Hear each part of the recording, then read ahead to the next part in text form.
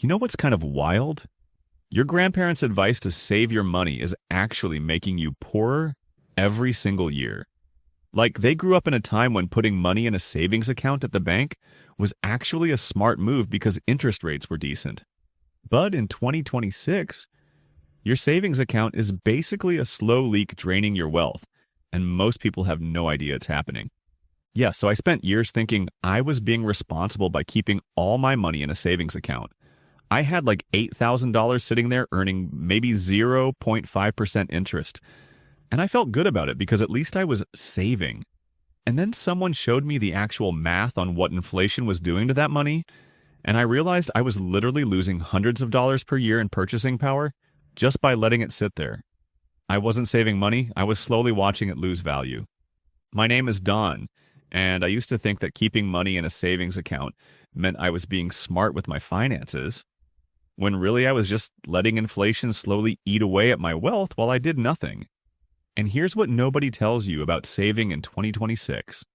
Traditional saving is not the same as building wealth. In fact, depending on how you're saving, you might be moving backwards financially, even though your account balance is going up.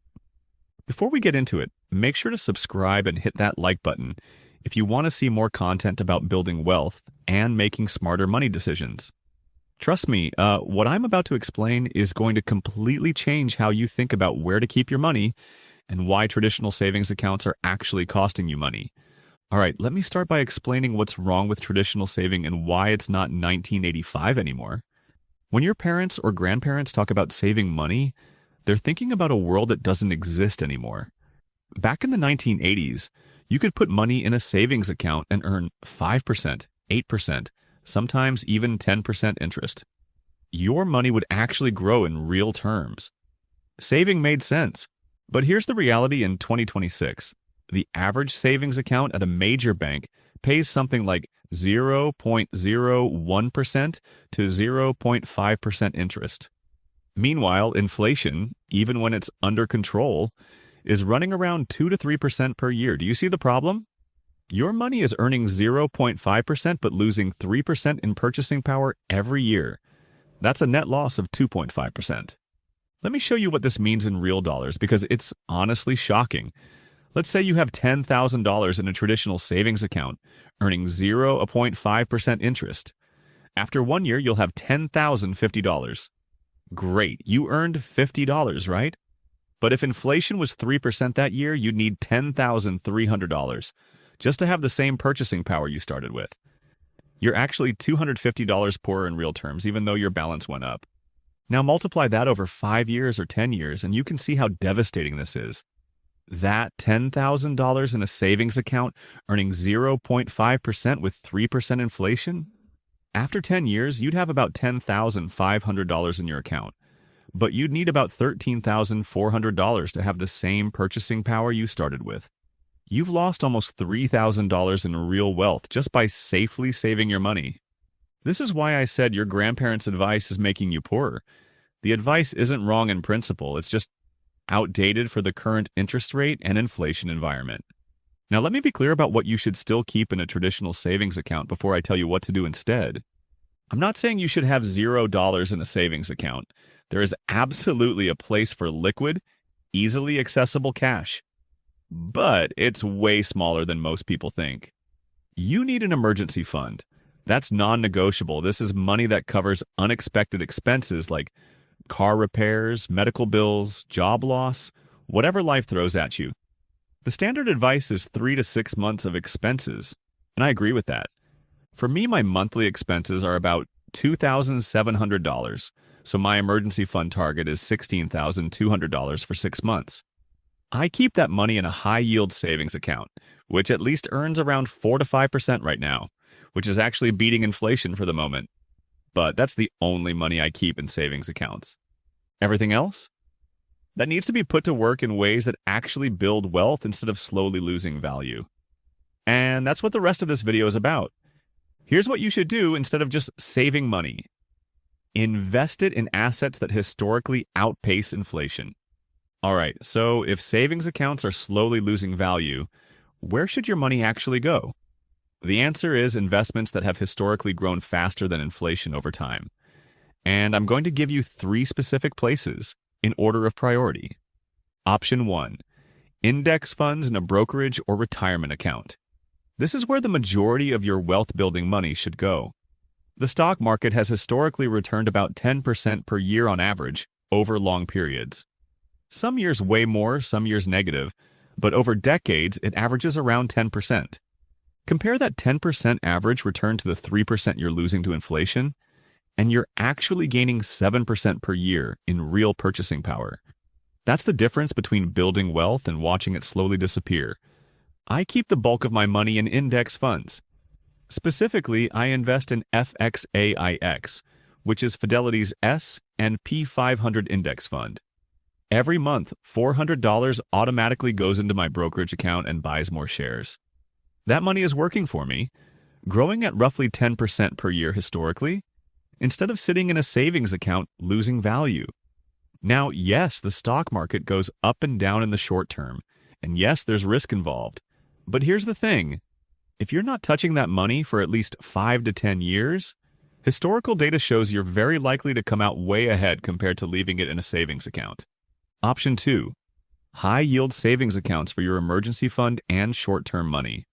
I mentioned this earlier, but it's worth emphasizing. Not all savings accounts are created equal. The big banks paying 0.01% interest are a ripoff. But online banks like Marcus, Ally, and Discover are currently paying 4 to 5% on savings accounts. That 4 to 5% is actually beating current inflation, which means your emergency fund isn't losing value. It's at least holding steady or maybe growing slightly in real terms. This is where your emergency fund should live, not in a traditional bank savings account earning nothing. I moved my emergency fund to a Marcus high-yield savings account about 3 years ago, and it's earned me hundreds of dollars in interest that I would have missed if I'd kept it at my regular bank. It's still liquid and accessible if I need it, but at least it's earning something close to inflation. Option 3, paying off high-interest debt is technically better than saving. If you have credit card debt at 18 to 22% interest, paying that off is essentially earning you 18 to 22% guaranteed returns because you're avoiding that interest. That beats any savings account and even beats average stock market returns. I had about $5,000 in credit card debt a few years ago, and I made the decision to pause building my savings beyond the emergency fund minimum and attack that debt instead. It took me about 8 months to pay off, but eliminating that 22% interest was one of the best financial moves I ever made. Now that money that was going to credit card companies goes straight into investments. Now let me address the psychological hurdle that stops most people from doing this. The reason people keep too much money in savings accounts isn't usually because they don't know about investing. It's because savings accounts feel safe and investing feels risky. You can see your savings account balance, it doesn't go down, in nominal terms, and you can access it instantly if you need it. Investing feels scary because the value fluctuates. You might check your account and see you're down $500, and there's this fear of losing everything in the stock market. I totally get it. I felt the exact same way. But here's what changed my perspective. Keeping money in a savings account feels safe, but it's actually guaranteed to lose value over time when you account for inflation. That's a guaranteed slow loss. Investing in index funds has risk in the short term, but over long periods, it's historically been the most reliable way to build wealth. The risk of investing is short-term volatility that evens out over time. The safety of savings accounts is actually the guaranteed erosion of your purchasing power. When you understand that, the decision becomes clearer. What I did to overcome this psychological barrier was start small. I didn't move all my money out of savings into investments overnight. I started by investing just $100 per month while keeping my emergency fund in savings.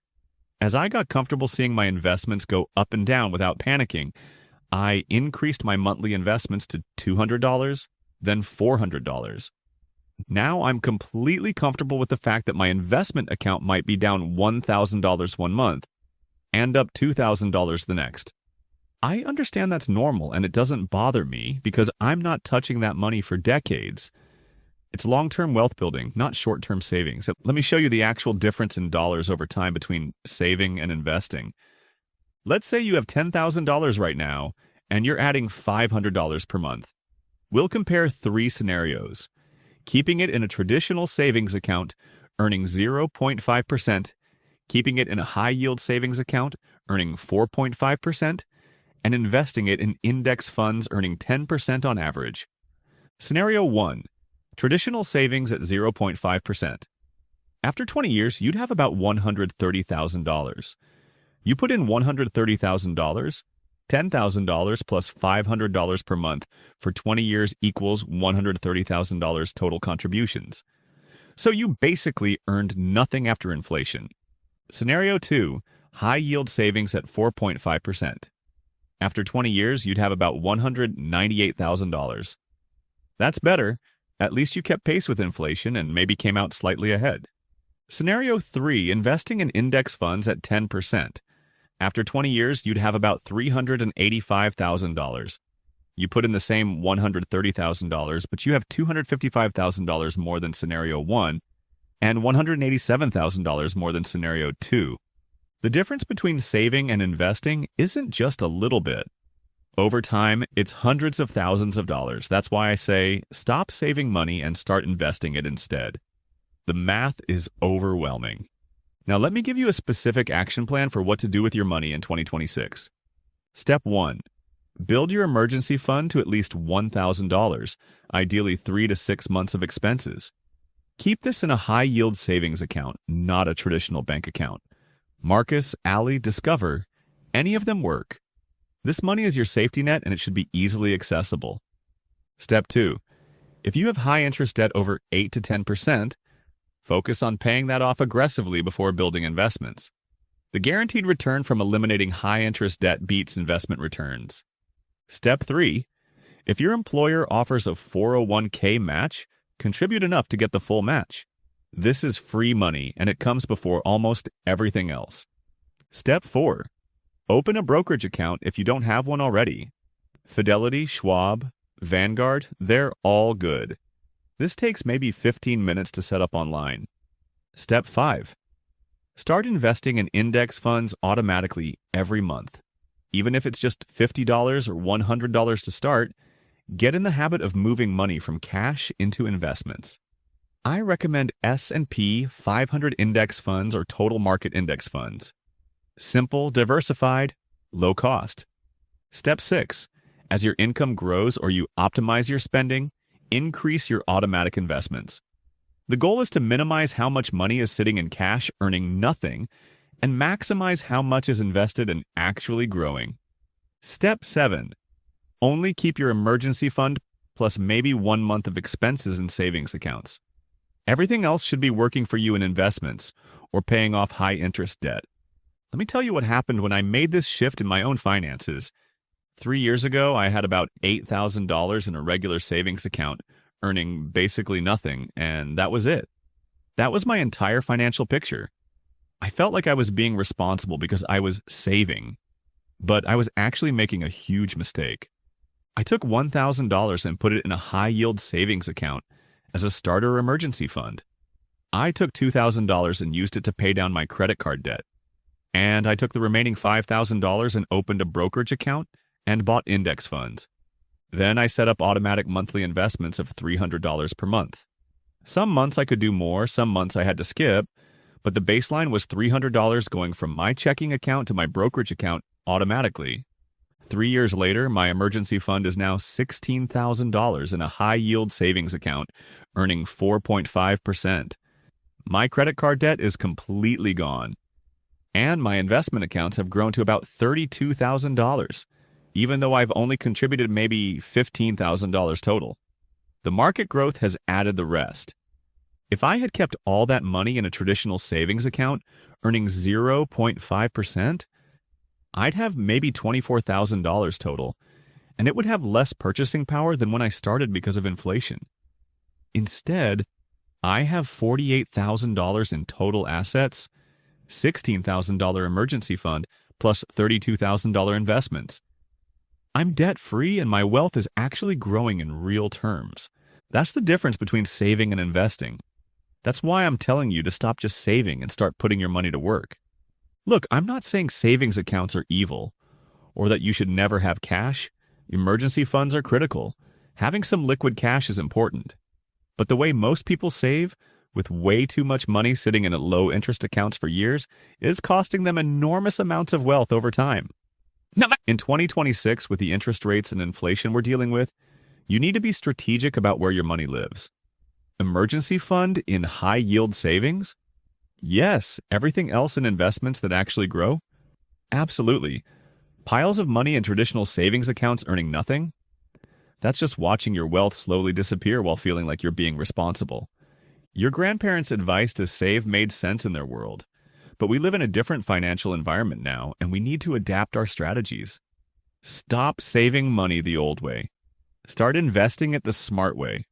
Your future self will thank you for making the switch. If you found this helpful, make sure to subscribe and hit that like button. And drop a comment telling me how much you currently have in savings accounts versus investments. No judgment. I had $8,000 sitting in a savings account, earning nothing just 3 years ago. Wherever you are, you can start making better moves today. Thanks for watching, and remember, the goal isn't to save money, it's to build wealth. And in 2026, building wealth means investing, not just saving. Make the switch this year. I'll see you in the next one.